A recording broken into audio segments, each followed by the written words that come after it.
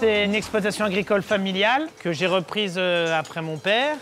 Lui s'est installé dans les années 68. 7, 8. Il a 74 ans. 73. 73, bon allez, oh, c'est pas grave. Il bricole encore un peu sur la ferme.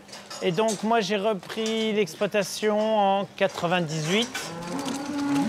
Grâce au financement européen, on a pu conduire à terme la construction du grand bâtiment et l'achat des machines pour récolter le foin. Ça apporte aussi une qualité environnementale parce qu'on n'utilise plus de produits chimiques.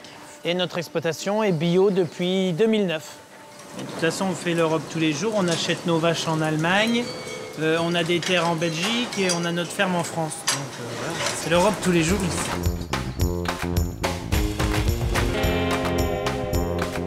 Louloubus, c'est à la fois une halte garderie et un relais d'assistante maternelle itinérant. Tous les jours, une salle des fêtes est transformée en lieu d'accueil adapté pour les enfants. On se déplace d'une commune à une autre. On tourne dans 7 lieux différents. L'Europe a permis effectivement de financer le poste de Fabienne, mais aussi de toute l'équipe, tout le fonctionnement du Louloubus sur les 3 premières années de démarrage de ce service. Sans l'Europe, le Louloubus n'existerait pas.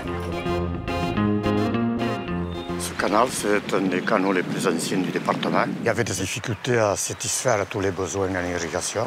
Grâce aux fonds européens, on a pu bétonner le canal. Ça nous a permis de ne plus avoir de perte d'eau et de maîtriser davantage les irrigations dans nos vergers.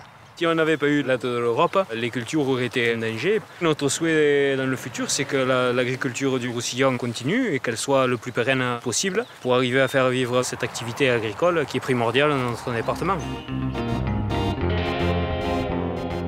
On a une centaine de chèvres et on produit à peu près 60 000 fromages par an. Produire local et vendre local, ça nous semble très important pour une activité comme la nôtre. Qu'est-ce que je vous propose? Du chèvre au miel, chèvre coquelicot. C'est spécialité de la maison. Je préfère le crottin nature. Grâce aux aides européennes, on a pu avoir un camion. Ça nous permet d'apporter une certaine sécurité aux clients quand ils veulent acheter nos fromages. Ils savent qu'ils ont été conservés et présentés de façon professionnelle. Ce développement d'activité nous a amené à trouver une personne en plus pour nous aider. C'est un village pittoresque, seul village de Corse qui est classé, situé à 400 mètres d'altitude et sur un éperon rocheux en face de l'Italie que nous pouvons voir par temps clair. La volonté du projet, c'était de rebâtir le village tel qu'il était avant, avec les mêmes techniques et les mêmes matériaux. Alors ici, nous sommes sur une ruelle qui a été entièrement financée sur des fonds européens. Aujourd'hui, ces ruelles peuvent ressembler à ce qui était auparavant, au XVIIe. L'Europe nous a donné un levier fantastique pour préserver ce patrimoine et le mettre en valeur tel qu'il le mérite.